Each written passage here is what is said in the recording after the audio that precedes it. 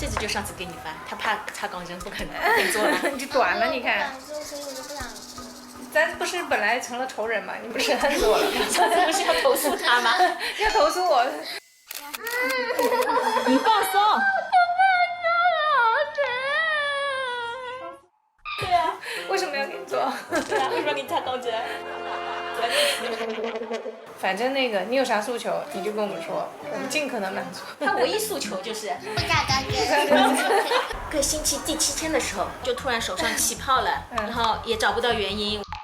皮稍微碰一下就破了，波然后先看，医生说不知道这个病，然后去杭州看，专家一看，他说这个病你浙江不用看了，你要去就去上海。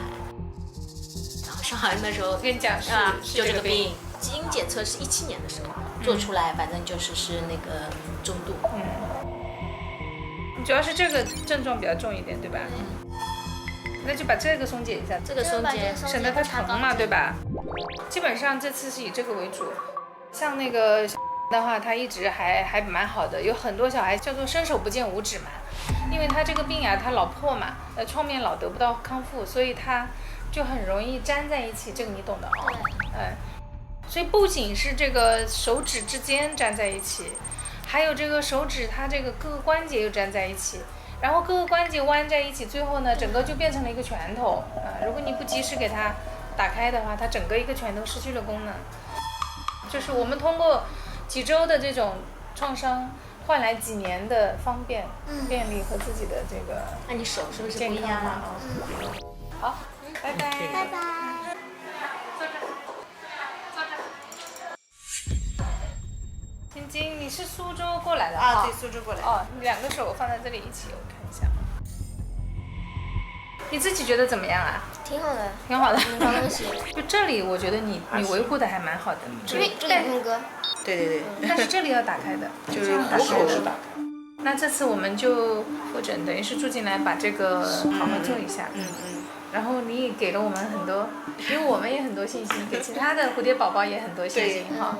几年前我还有点不甘呢，想凭什么是我？真的吗？当时知道这个病的概率非常小，就那么小的概率，凭什么还是我？就感觉是上天是不公的。然后后来你怎么想明白的呢？那讨厌恨怎么办？那也只能这样，已经接受了。对，然后自己就是在现有的情况下，我们尽量把它过得更好，对不对？是的。他自己讲了，他说我以前拿葡萄就这样拿，要么就放一个，现在打开了可以拿一把。哎，你说的我好感动啊！其实他感觉还好，他就怕扎针。昨天抽血的时候都飙出美式高音来了。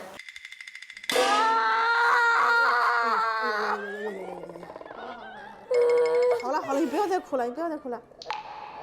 其实他每次做手术的话，他那2天他说还好，就是怕扎针，一针下去就可以了。我感觉你们都已经很厉害了。飙出美式高音来了。看你飞远去，看你离我而去，更怕你永远停留在这里。每一滴泪水都向你流淌去。我歌词都忘了。哇，你唱的好听啊！我在抖，我唱不好。你唱的很好哎。很好听，